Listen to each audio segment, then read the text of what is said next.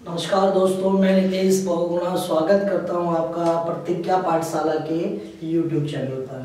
आज जो हमारा चैप्टर चल रहा है वो चैप्टर चल रहा है मुद्रा, और मुद्रा के हम सेकंड पार्ट में हैं। फर्स्ट पार्ट आप लोगों ने देख लिया होगा, और आप लोगों ने अगर नहीं देखा है तो प्लीज़ पहले जाके फर्स्ट पार्ट जरूर देखिए। तो आज हम अपना सेकंड पार्ट में स्टार्ट करते हैं मुद्रा की पूर्ति। ठीक है, तो कुछ क्वेश्चंस बना रखे हैं यहाँ पे बोर्ड पे, जैसे कि आपको दिख रहा होगा।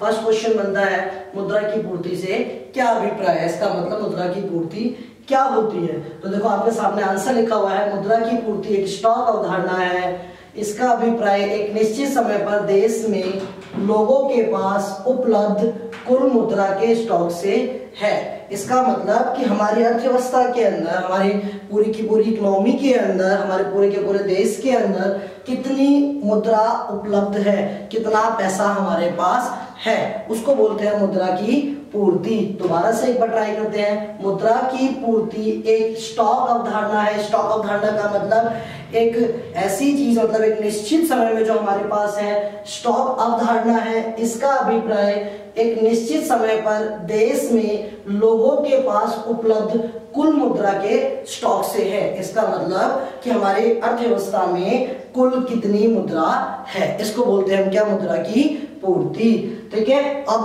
उसके बाद अगर हम अगले क्वेश्चन की तरफ चले तो हमारा नेक्स्ट क्वेश्चन बनता है मुद्रा की पूर्ति के वैकल्पिक मापों की व्याख्या करो। ये मोस्ट इंपॉर्टेंट क्वेश्चन है, मोस्ट ऑफ टाइम एग्जाम में रिपीट हो रहे हैं, आ रहा है एग्जाम में बार बार। जैसे यह है मुद्रा की पूर्ति के वैकल्पिक माप। वैकल्पिक माप का क्या मतलब होता है? वैकल्पिक माप का मतलब होता है कि हम मुद्रा को किस तरह से नाप सकते हैं, हम कैसे बता सकते हैं, हमारे पास कौन से विकल्प है मुद्रा को नापने के लिए। ठीक है, समझ में आया? इसको बोलते हैं मुद्रा की पूर्ति के वैकल्पिक माप। अगर हमें नापना है कि हमारी पूरी की पूरी अर्थव्यवस्था के अंदर कितना पैसा है, अगर हमें ये देखना है कि कितने मनी हमारी इकोनॉमी के अंदर है, तो हम वो कैसे देख सकते हैं? उसके लिए हमारे पास चार माप है। इसकी स्टार्टिंग, इसका मतलब ये जो शुरुआत हुई थी ये 1967 से पहले, 1967 से पहले हमारे पास केवल एक ही माप था जिसको हम M1 के द्वारा डिनोट करते हैं, मतलब M1 के द्वारा दिखाते हैं। वैसे हमारे पास टोटल कितने माप है? M1, M2, M3, M4। ठीक है, M1, M2, M3 और M4। वैसे तो अगर आप और आगे जाओ तो इसमें और भी है, NM1, NM2, L1, L2, L3, ऐसे और भी बहुत सारे माप हैं जिन्हें 2008 के बाद जोड़ा गया। बट ये आपके सिलेबस की चीजें नहीं है। आपके सिलेबस में सिर्फ और सिर्फ एक ही टॉपिक है, M1। लेकिन फिर भी हम क्या करेंगे, हम इन चारों को देख लेते हैं एक बार कि इनके अंदर क्या क्या है। ठीक है, तो M1 के अंदर क्या क्या आता है? M1 के अंदर आता है जनता के पास करेंसी। जनता के पास करेंसी का मतलब लोगों के पास इकोनॉमी के अंदर कितना पैसा है, उनके पास कितना कैश है उनके पॉकेट के अंदर, वो सारा का सारा अमाउंट किसमें आता है? जनता के पास करेंसी में। नेक्स्ट पॉइंट है इसका मांग जमाएं, डिमांड डिपॉजिट। मांग जमा का मतलब होता है ये वे जमाएं होती है जो हम व्यापारिक बैंकों में जमा करवाते हैं, मतलब हम अपना पैसा बैंकों में जमा कराते हैं और समय आने पर उनसे मांग सकते हैं, तो इसको बोलते हैं हम मांग जमाएं।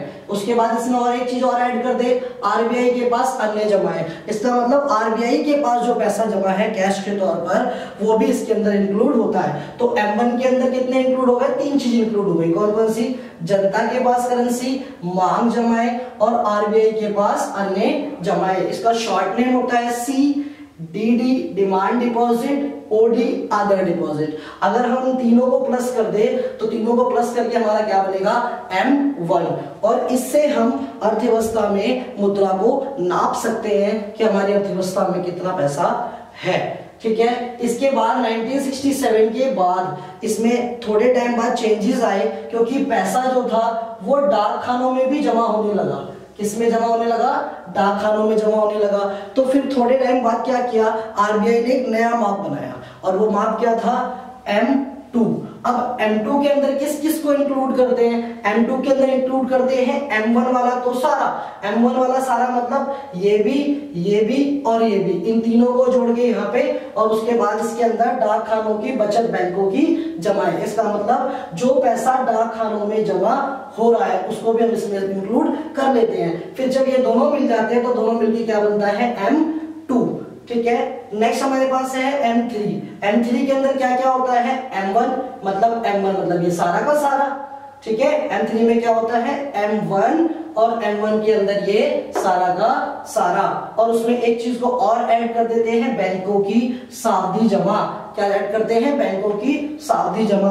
अब इतने में पीछे से एक बच्चा चिल्ला के बोलता है सर आप मुझे तो बता दो कि सावधि जमा क्या होती है। सावधि जमा को बोलते हैं हम फिक्स डिपॉजिट।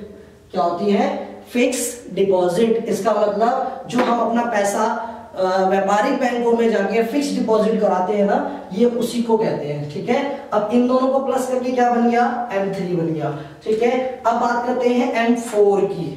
किसकी बात करते हैं, M4 की। अब M4 के अंदर क्या क्या आएगा, देखो M1 वाले तो सारे आ गए, क्यों, क्योंकि M3 है।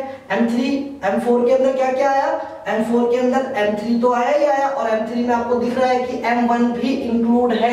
मैं फिर से बता रहा हूं, ध्यान से देखना। M4 के अंदर M3 के साथ साथ M3 को प्लस करेंगे डाक खानों की कुल जमाओं के साथ, और ये डाक खाने वाला पैसा कहां से आया है, देखो यहां से आया है ना। तो डाक खानों वाला पैसा यहां से आ गया M3 के अंदर, और M1 ये सारा का सारा। इसका मतलब M4 के अंदर हमने क्या क्या इंक्लूड किया, M4 के अंदर इंक्लूड किया M3 में क्या आ गया, M1 भी आ गया, प्लस में डाक खानों का पैसा भी आ गया। इस तरह करके हमने टोटल कितने मार्क बना लिए, 4, ठीक। एक बार फिर से जल्दी में देखते हैं। M1 के अंदर क्या क्या आता है, जनता के पास करेंसी, दैट मींस जनता के पास जितना भी कैश उनके पास अपने पास रखा हुआ है। M1 के अंदर जनता के पास करेंसी के बाद नेक्स्ट क्या हो गया, डिमांड डिपॉजिट, मांग जमा है, मतलब जनता का पैसा जो कहां जमा है, व्यापारिक बैंक में जमा है। उसके बाद RBI के पास अन्य जमा है, अदर डिपॉजिट, RBI के पास जो कैश रखा हुआ है वो पैसा, या RBI के पास जो जमा है, इन तीनों को प्लस करके क्या बनेगा, M1 बनेगा। और इसको जरा ध्यान से देखना, क्योंकि आपके सिलेबस में सिर्फ ये है, M2 M3 M4 आपके सिलेबस की चीजें नहीं है। अगर आप इसमें कम भी फोकस करोगे तो चलेगा, लेकिन M1 आपको अच्छे से आना चाहिए, ठीक। और M2 के अंदर क्या क्या बताया मैंने, M1 सारा, उसके बाद डाक खानों की बचत बैंकों की जमा। इसका मतलब जो पैसा थोड़े टाइम बाद डाक खानों में जमा होने लगा उसको भी हमने इंक्लूड कर लिया, क्योंकि वो तो पहले रह जाता था, ठीक। फिर उसके बाद M3 बनाया, थोड़े टाइम बाद M3 बनाया, ये 1978 के आसपास बना। फिर धीरे धीरे करके इसमें क्या करते गए, नई नई चीजों को ऐड करते गए। M3 बना, M3 में क्या लिया, M1 वाला सारा और बैंकों की सावधि जमा, क्योंकि फिर बैंकों में फिक्स डिपॉजिट स्टार्ट हो गए, ठीक है। तो फिर ये हो गया। नेक्स्ट क्या आ गया इसमें, M4 आ गया। M4 के अंदर क्या, M3 तो है ही, प्लस में डाक खानों की कुल जमा है। और एक चीज का ध्यान रखना कि यहाँ पे थोड़ा सा कंफ्यूज नहीं होना है बिल्कुल भी, क्योंकि M3 के अंदर M1 पहले से ही इंक्लूड है, ठीक। क्लियर हुआ। चलो अब हम अपने नेक्स्ट क्वेश्चन की तरफ चलते हैं। हमारा नेक्स्ट क्वेश्चन है, मुद्रा की पूर्ति के मुख्य घटक कौन कौन से है। इस क्वेश्चन पे ज्यादा फोकस करना, मोस्ट ऑफ टाइम या तो ये क्वेश्चन रिपीट हो रहा है एग्जाम में, या फिर ये पूछा जाता है आपसे कि मुद्रा की पूर्ति के M1 के वैकल्पिक माप लिखो, तो आपको बताना पड़ेगा C, DD और OD। अगर यहाँ पे बात करते हैं तो मुद्रा की पूर्ति के मुख्य घटक, ध्यान रखना कि जब वो घटक पूछेगा तो आपको ये बताने हैं, और जब वो वैकल्पिक माप पूछेगा तब आपको ये बताना है। इन क्वेश्चन को थोड़ा ध्यान से, क्योंकि बच्चे क्या करते हैं कि वो वैकल्पिक माप पूछ रहा होता है, वो घटक लिखे आते हैं, और वो घटक पूछता है तो वैकल्पिक माप लिखे आते हैं। तो इसको थोड़ा सा ध्यान रखना है बिल्कुल भी। आगे देखो, अब मुद्रा की पूर्ति के मुख्य घटक के अंदर क्या क्या चीजें आती है। मुद्रा की पूर्ति के मुख्य घटक में देखो वही वाले हैं जो M1 में थे, क्या है, C, DD एंड लास्ट में ये OD। कौन कौन से हैं, C, DD और OD। अब C में देखो क्या क्या लिखा हुआ है, जनता के पास करेंसी में क्या क्या इंक्लूड होता है, ध्यान रखो। इसमें सिक्के, मतलब जितना भी हमारे पास सिक्के के रूप में है। कागजी मुद्रा का मतलब जो कागज के तौर पे हमारे पास नोट होते हैं वो सारे के सारे, ठीक। तो ये दोनों को मिलाएंगे तो क्या बनेगा, जनता के पास करेंसी बनेगा।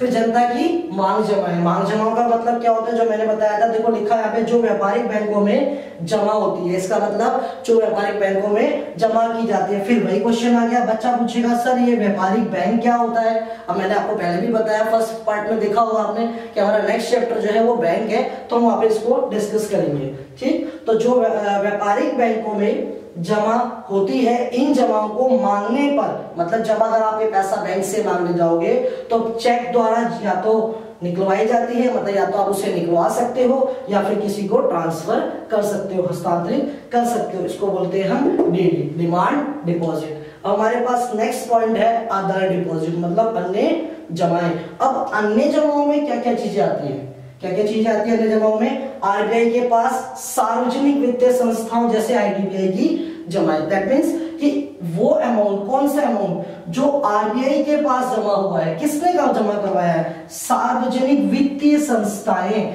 मतलब जो हमारी गवर्नमेंट सोसाइटीज होती है, ठीक है, वो लोग भी अपना पैसा आरबीआई के पास डिपॉजिट कराते हैं सिक्योरिटी के तौर पर, ठीक है। तो ये उसमें आ गया सार्वजनिक वित्तीय संस्थाएं जैसे आईडीबीआई की जमाएं, ठीक है। आरबीआई के पास विदेशी करेंसी, इसका मतलब आरबीआई जो अपने पास विदेशी मुद्रा को रखता है, ठीक, वो इसमें आ गया। और क्या आ गया इसमें? अंतरराष्ट्रीय वित्तीय संस्थाओं जैसे आईएमएफ तथा विश्व बैंक की मांग जमाएं, मतलब इनका भी जो अमाउंट होता है वो भी इस ओडी के अंदर इंक्लूड किया जाता है, ठीक। मे भी मुझे लगता है कि आपका क्वेश्चन कंप्लीट हो गया होगा, फिर भी एक बार जल्दी से, अगर पेपर में क्वेश्चन आता है मुद्रा की पूर्ति के मुख्य घटक बताओ, तो मुख्य घटक में क्या क्या बताओगे आप? सी, ओडी और डीडी, और इसी के आप क्या कर दोगे? एक्सप्लेन कर दोगे, व्याख्या कर दोगे कि सर सी के अंदर क्या क्या आता है, सिक्के और कागजी मुद्रा, डीडी के अंदर क्या आता है, वो अमाउंट जो हम बैंक से, व्यापारिक बैंकों से कभी भी समय आने पर मांग सकते हैं या किसी को ट्रांसफर कर सकते हैं। और ओडी के अंदर क्या क्या आता है? ओडी के अंदर आरबीआई के पास जो भी सार्वजनिक वित्तीय संस्थाएं हैं, लाइक जैसे आईडीबीआई बैंक, इसमें एग्जांपल दे रखा है, उनका पैसा, या आईएमएफ। अब सर ये आईएमएफ क्या था? तो आईएमएफ का मतलब होता है इंटरनेशनल मॉनेटरी फंड, अंतरराष्ट्रीय मौद्रिक कोष, ठीक है, या अंतरराष्ट्रीय मुद्रा कोष, आप ये भी कह सकते हो इसको, ठीक। विश्व बैंक, वर्ल्ड बैंक जो है, इनके भी जो अमाउंट जमा होता है उसको हम अदर डिपॉजिट में काउंट करते हैं, ठीक है। नेक्स्ट क्वेश्चन की तरफ आते हैं। अब ये मुद्रा की पूर्ति कौन करता है? भाई मुद्रा आती कहां से है, मुद्रा की पूर्ति कैसे की जाती है, और कहां से मुद्रा की पूर्ति की जाती है? क्या आरबीआई जितना मर्जी चाहे पैसा प्रिंट कर सकता है, छाप सकता है, या इसकी कोई कंडीशन है, या आरबीआई के अलावा और कोई भी ऐसा है जो हमारी अर्थव्यवस्था में मुद्रा की पूर्ति करता है, ठीक। तो देखते हैं एक बार क्या है इसमें। आधुनिक रूप में, मतलब आज के रूप में, आज के दौर में मुद्रा की पूर्ति का स्रोत कौन कौन है? ध्यान से देखना, सरकार, एक तो गवर्नमेंट, और गवर्नमेंट में भी क्या? गवर्नमेंट का वित्तीय मंत्रालय, वित्तीय मंत्रालय उसका काम है, ठीक है। एक तो ये है सरकार, एक है आरबीआई, आरबीआई मतलब रिजर्व बैंक ऑफ इंडिया, ठीक है, तथा और क्या? व्यापारिक बैंक। ये तीन स्रोत हमारे पास ऐसे हैं जो हमारे लिए क्या करते हैं? मुद्रा की पूर्ति करते हैं, ठीक है। अब देखो कैसे कैसे करते हैं वो भी देखो। भारत का वित्तीय मंत्रालय, वित्तीय मंत्रालय किसका होता है? सरकार का होता है। ये 1 रुपए के नोट, इसका मतलब 1 के जितने भी नोट होते हैं, आपने देखा होगा, अगर 1 का नोट आपने देखा है तो 1 के नोट में हमारे वित्तीय मंत्रालय के, जो हमारे वित्तीय मंत्रालय के वित्त मंत्री होते हैं, उनकी सिग्नेचर होते हैं, ठीक है। तो 1 रुपए के नोट और सभी सिक्के, जो भी कॉइन्स हमारे होते हैं, जो 1 का सिक्का हो गया, 5 का सिक्का हो गया, 10 का सिक्का हो गया, इन दोनों को प्रिंट करने की, छापने की जिम्मेवारी किसकी है? किसकी है? वित्तीय मंत्रालय की है। एक तो ये हो गया वित्तीय मंत्रालय, दूसरा हमारे पास आरबीआई है। तो क्या आरबीआई भी नोट छापता है? ये तो सबको पता है, लेकिन ये सोचो कि क्या आरबीआई अधिक मात्रा में नोट छाप सकता है? क्या उसकी कोई लिमिटेशंस होती है, या वो कैसे छापता है? तो इसके लिए आरबीआई द्वारा नोट छापने के लिए एक कंडीशन है जिसे हम बोलते हैं न्यूनतम कोष प्रणाली। क्या बोलते हैं? न्यूनतम कोष प्रणाली। पेपर में 1 मार्क्स के क्वेश्चन बन सकते हैं। यहाँ से कैसे बनेंगे?